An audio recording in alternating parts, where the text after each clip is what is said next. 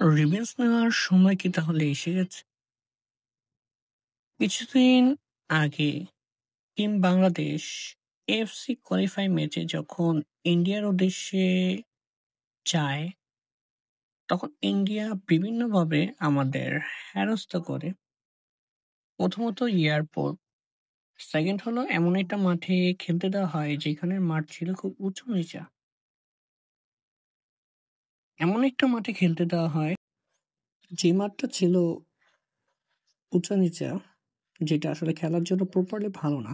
Second, সেখানে পর্যাপ্ত আলোর ব্যবস্থা ছিল না। আমাদের বিভিন্নভাবে তারা হ্যারাসমেন্ট করে। আমাদের উচিত, অবশ্যই উচিত যে তাদের ডিফেন্সটা দেওয়া। কি জন্য? তারা আমাদের কোনো বন্ধু না। কি জন্য? বন্ধুদের আচরণ এমন হয় না। তো ধন্যবাদ পাশে থাকার জন্য। আসসালামু আলাইকুম।